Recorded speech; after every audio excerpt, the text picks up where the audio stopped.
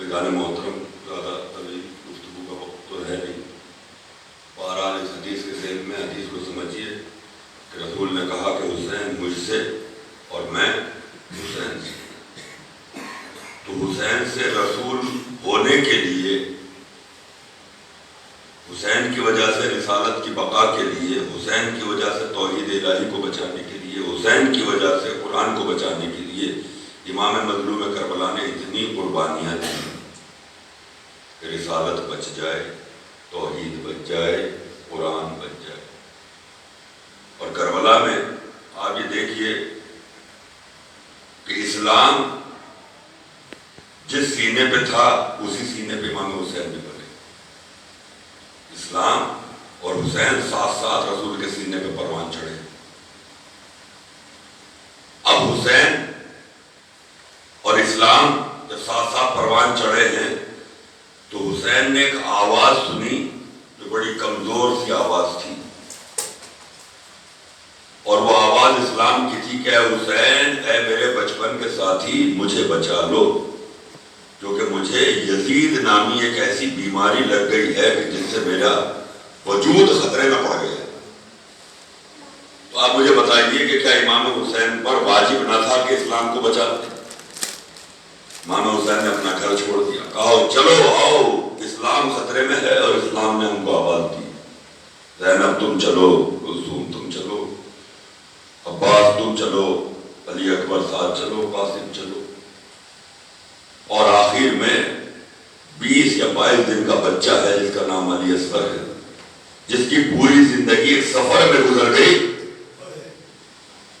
10 دن 12 دن مدینے میں رہے، باقی سفر کرتے رہے، اور 8 دن کربلا میں گزری. کیسا مسافر تھا، کیسا مجاہد تھا. کربلا میں امام آ گئے.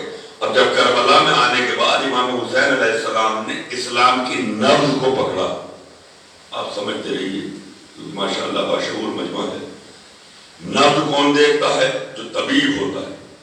اور امام حسین حجت خدا ہے، طبیب وقت ہے، ہر شے کی نبض امام دیکھتے ہیں. تو اسلام کی نبض جو دیکھی، تو جیسے آج کوئی ڈاکٹر کسی کی نبض دیکھنے کے بعد بتاتا ہے، کہا کہ ارے بہت کمزور ہو گیا ہے، اس کو خون کی ضرورت ہے. تو امام حسین نے بھی کربلا میں جب اسلام کی نبض پکڑی تو کہا ارے اسلام اتنا کمزور، اسے خون کی ضرورت ہے. تو اعلان محترم، خون کی ضرورت تو ہے، لیکن ایسا نہیں ہے کہ خون کسی کا بھی کسی کو چڑھا دیا جائے. جس کا بلڈ گروپ میچ کرتا ہوگا اسی کا خون چڑھایا جائے گا. اس لیے کربلا میں جو 72 انتخاب امام حسین علیہ السلام نے کیے ہیں، اس کو حبیب کا خون چاہیے. حبیب کا خون اسلام کا خون برابر ہے. مسلم ابن مرجع کا خون چاہیے، حافظ شاکری کا خون چاہیے. اور اس کے بعد اپنے گھر کا نمبر آیا، اس کو میرے بھائی عباس کا خون چاہیے، اس کو علی اکبر کا خون چاہیے، اس کو حسین کا خون چاہیے. ہم پورا گھرانہ اتنا خون اسلام کو دے دیں گے کہ قیامت تک اب اسلام کو زوال میں نہیں آ سکتا، بلکہ اسلام سرخرو ہو جائے گا. ایک سوال بیٹے محمد والے محترم، کربلا میں امام آ گئے، روز عاشور آ گیا. آج صبح سے آپ 6 ماہ کے بچے کے مسائل سنتے چلے آ رہے ہیں. تقریباً جتنے مسائل کے گوشے تھے، صبح سے اتنی مجلسوں میں آپ نے ہر گوشے سے حضرت علی اصغر کے مسائل. ذرا میر انیس کا ایک بند سن لیں، پھر میں آگے بیان کروں. اس ننھے سے کرتے کے تلے جان سا سینہ. میر انیس اللہ رحمہ مقام شہید کے دربار میں میر انیس کا بند بیان کرنے کا شرف ہے کہ اس ننھے سے کرتے کے تلے جان سا سینہ، جس میں نہ کدورت نہ حسد اور نہ کینہ. خوشبو باغ و عطر گلاب اس کا پسینہ. سینہ نہیں یہ در نجف کا ہے نگینہ. آپ بیت غور فرما لیں، سینہ نہیں یہ در نجف کا ہے نگینہ. در نجف آپ نے دیکھا یہ سفید رنگ کا ہوتا ہے در نجف. سینہ نہیں یہ در نجف کا ہے نگینہ. اب خون میں یہ ڈوب کے یا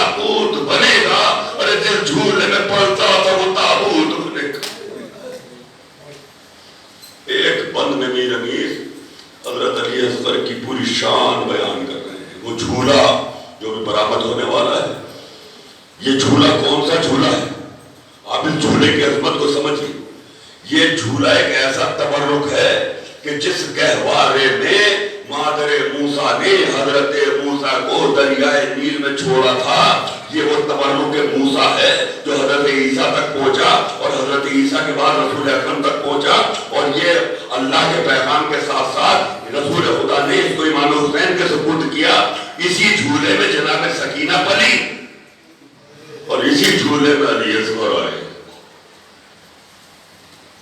اور حضرت علی اصغر روز عاشور۔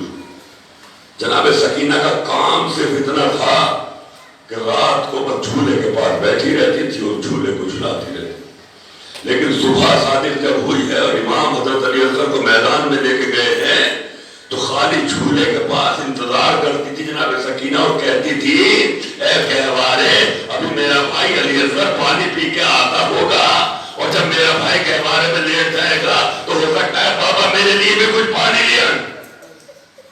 جناب سکینہ یہ وہ کہتی جاتی تھی اور جھولے کو دیکھتی جاتی تھی، لیکن جناب سکینہ کے ان اقوال سے بیویوں میں اضطراب مچا ہوا تھا۔ جناب زینب رو رہی تھی کیونکہ معلوم تھا کہ کیا ہونے والا ہے، کیونکہ صبح سے مقتل کے آثار اچھے نہیں تھے، جو بھی گیا ہے وہ واپس نہ آیا، جو بھی گیا ہے وہ واپس نہ آیا۔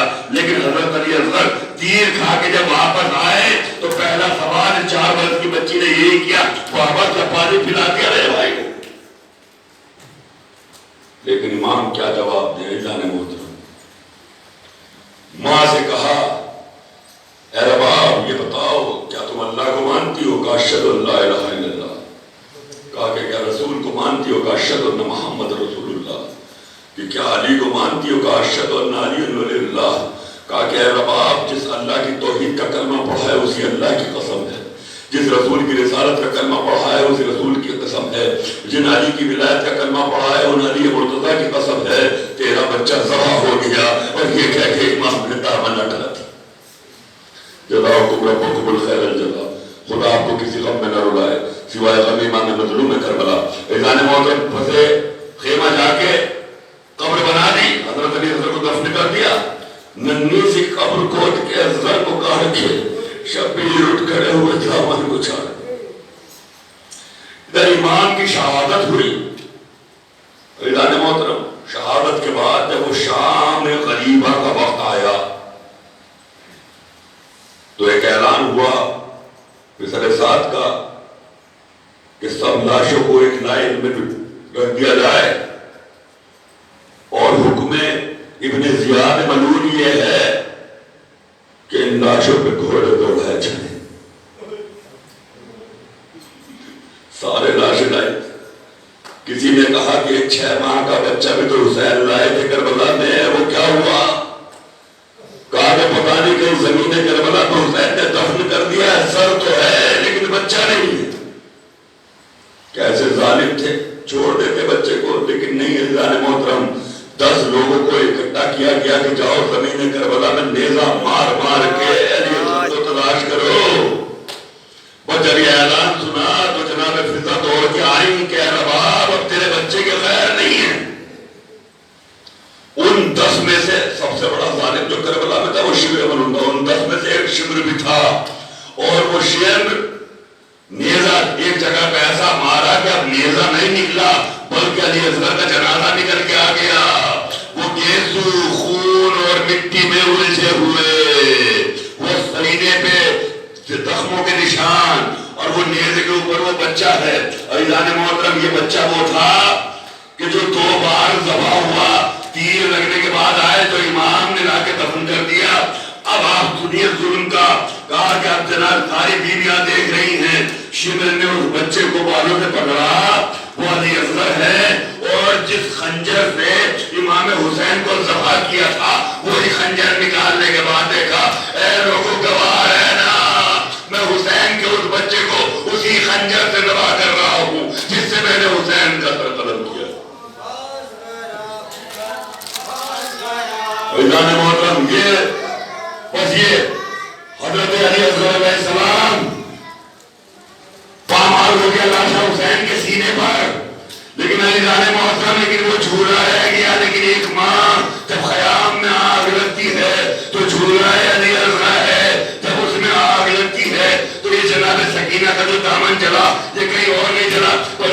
کمرے کی آگ بجھاتے بجھاتے جناب سکینہ کا دامن چل گیا، اور جب مدینے پہنچے تو جناب سغرا دیکھ رہی ہیں، ارے میرے بھائی